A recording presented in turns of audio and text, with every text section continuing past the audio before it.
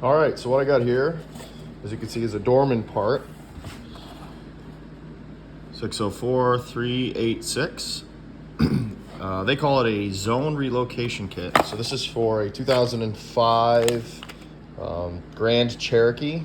They have a really weak heating system, so there's a little motor on the side that drives the shaft that adjusts the blend door for our hot and cold, and they break in a lot of different ways. And this one is a really clever little system that takes the input and moves it to the passenger side. So the shaft here has a little detail. This little adapter piece will attach to your shaft, and then you just take and move your wiring and your motor from the driver's side where it lives in the beginning and relocate it onto the passenger side, which is the other side of the same rod that runs through the Jeep. And it saves you a pretty big repair cost, because to replace that whole inner piece is over $1,000, and I think this was maybe 15 bucks on Amazon. So pretty cool little kit, and I haven't seen a whole lot of information about this, and these Jeeps are old, so I'm sure this is happening to more people. So we're going to go through how you relocate your blend door actuator on a WK Grand Cherokee. That's 2005 to, I think maybe 2010, 2009, somewhere in there. The first of the IFS Grand Cherokees, anyway. All right, so if you're having issues with your WK Grand Cherokee and heat, if you adjust this, nothing happens. Maybe it's stuck hot, maybe it's stuck cold. This could be in the winter or the summer. Basically, the symptoms of this would be that the HVAC system doesn't respond to temperature commands. So there's a few ways that these fail. As you can see, I've already got the lower panel here down, and here is the motor. So when you spin the temperature control knob, this little motor cycles one way or the other depending on which way you're going, and it moves the blend door, kind of changing the flow path of air across the heater core. So you get hot air in the winter, or you get cold air in the summer, or outside temp air. Anyway, that little white shaft right there is hooked to the blend door, and as you can see on this one, it doesn't do anything. It's broken. On the other side, that same white shaft sticks out. You have to remove the glove box. I'll show you that in a second. But essentially the mission is we're going to take this little box here, this little motor. We're gonna de-pin it, change the wiring on it because it's a DC motor. So if you switch the way it's wired, it will spin the other direction, because this now will be on the other side of the same shaft. So what was open is now going to be closed, because instead of living this way, it's going to live this way. And but the range of motion is still going to be the same, because it's still the same blend door in there after all. So we're going to repin it, hook this up on that side, and then we should be able to restore HVAC function to this Jeep, which is great because it's December, and as you can see, it's cold. Got the wood stove burning, so let's get this going. Okay, so now we're going to remove the glove box. So there's a rod here. Push, and pull this up. The other side should come up.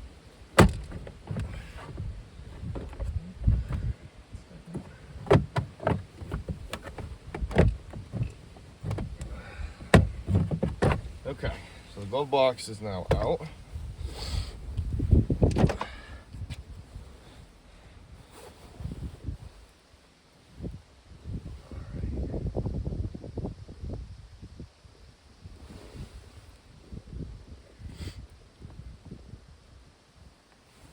So then inside here, just adjust this so that you can see more easily. Inside here, you'll see the shaft that we're concerned with. And then there's some tabs as well. There's several shafts in here you can see for the different components in the system. One up here, one up here. Pretty sure we're looking for this one. All right, so on to the next step. All right, so next we're just going to test and make sure that the blend door works. So if you look right here, you can see this little adapter piece has a notch cut in it, and that mates up with the little tab in the shaft right there. So we're just going to install that on the shaft like that, and then test and make sure that the shaft rotates, and you can hear the blend door in there moving. That's me turning it with that little shaft. So that should be all good right there. Okay, so what we have next is probably gonna be the worst part of this. It's just removing this trim and the center console plastic. So we have room to rerun the blend door motor. So I'm just trying to get into there and release the tabs. Once this is up, there'll be some more smaller pieces to remove. All right, so there's the little bezel. That's out. No big deal there. All right, so now we have this larger outer trim that we're gonna take and just kind of get in there a little bit, get the little tabs to release, and then, okay, so there we go, that guy's out. Really easy. You can just see there's some little tabs. They're very easy to pry up. Okay.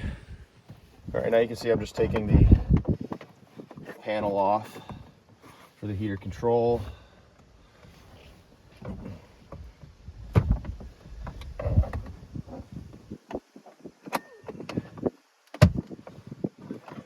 just takes a little bit of a pry. It should come right out.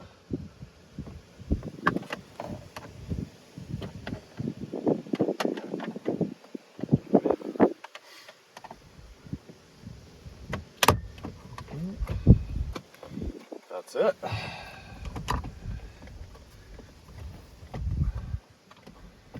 I'm going to put the Jeep into neutral so that I can get at it. Okay. Push the brake.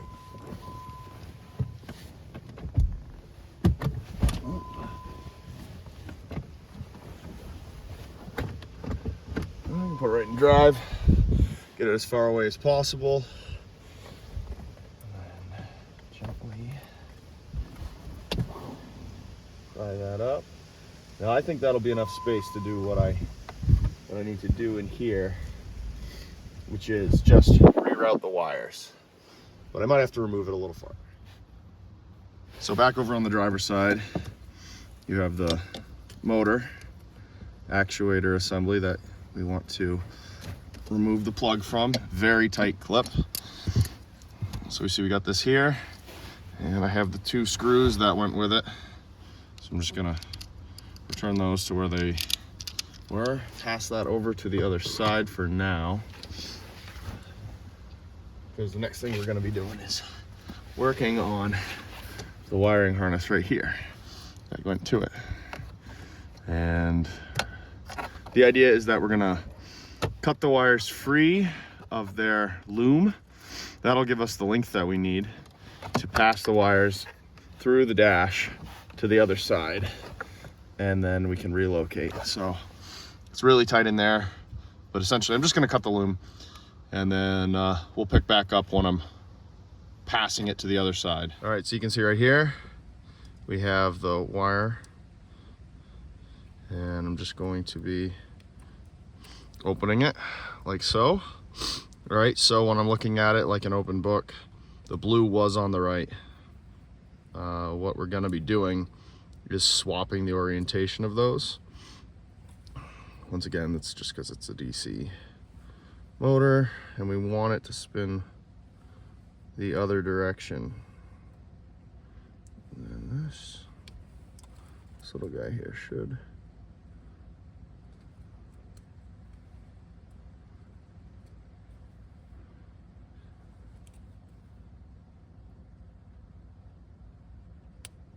Okay.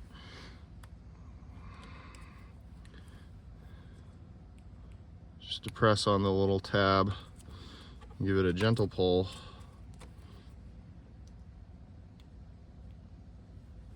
It should come right out like that. All right, so blue was on the right side, but we want green to go where blue was. So green with the yellow stripe, it's going on the right. And we're gonna pull this guy out as well. I'm removing this now because this black end is kind of big and clunky. And it'll be a lot easier to just fish these two wires through and then reconnect it on the other side where I've got all the room in the world. So those two wires are free now from the loom. And I'm just gonna pull them through together like so. And then I don't think I need to remove the next piece of the loom. I'm gonna route it down around in there, away from anything sharp or anything bad.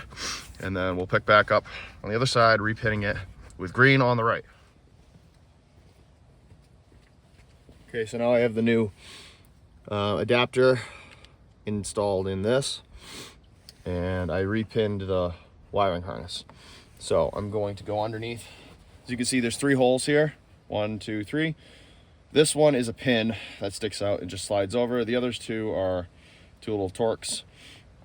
So I'll relocate you in a second, but the idea is that I'm going to try to mate this up with the shaft and then index it, gently moving the shaft to where it wants to be to match the motor.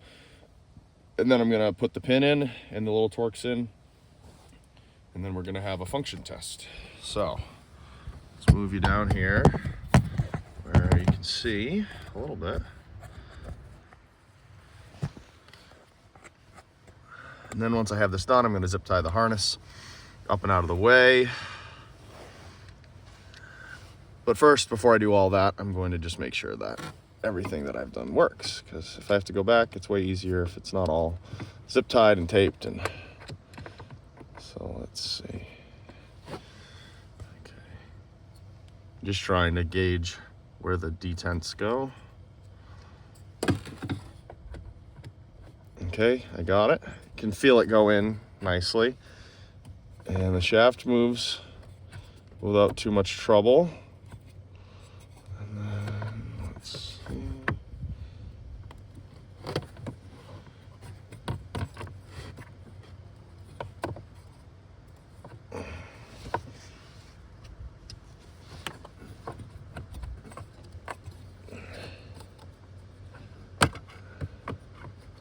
All right, I just have to move you out of the way, and then we'll pick up after. All right, as you can see, I've got it loosely installed on there. I just need to return the Torx screws, and they go in the 2, this hole up here, this one here, and like I said before, that one's a pin.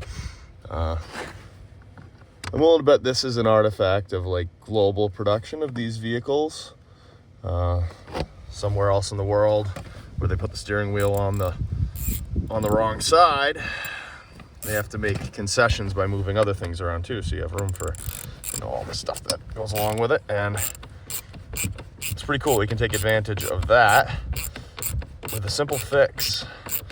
And Dormin has this kit here that's pretty awesome for that, because the cost of having this replaced, or even in replacing it yourself with a new heater core box, I don't think people would do it.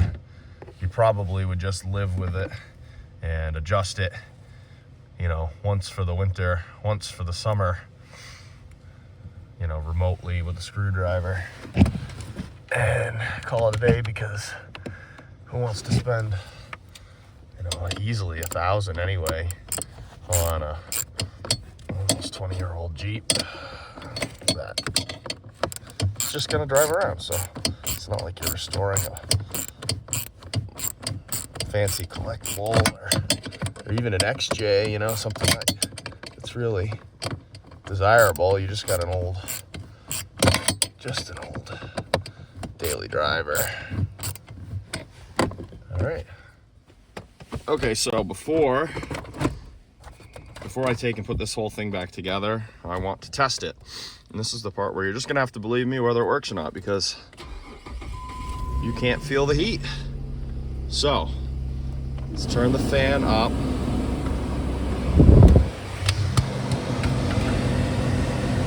Can't really see what's going on inside. And the engine doesn't have any heat in it yet, but I do hear the motor turning. I can feel it turning.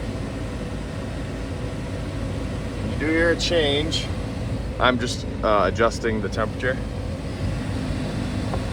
And maybe you can hear inside of there. That's all the way cold. It's definitely changing. So let's see. We'll give this Jeep a minute to warm up. Yeah, this Jeep is from Utah. It's not rusty. It's actually a pretty good little Jeep. And I got it. Needed a starter and a little bit of work, but I'm gonna send it down the road for someone else. It'll be a great winter car for someone. And it's got like 137,000 miles, so it's got life left in it. And around here, you don't want to drive something too nice in the winter if you can help it. This would be perfect for someone. All right, and so here it is. The center console's all put back together. Everything just presses right back into place. I've got that up there. And the heat functions pretty well. Just like before, you'd never know anything was different. So yeah, once again, if you missed it in the beginning, or maybe it wasn't clear, this is a dormin part. 604386 zone relocation kit for a WK Grand Cherokee. Takes your broken blend door actuator shaft and moves the mount to the passenger side. Brilliant part. Super easy. All in, I have 35 minutes total in this, start to finish. And if you have basic tools, anyone can do this. Very easy. Thanks for watching, and have a good one.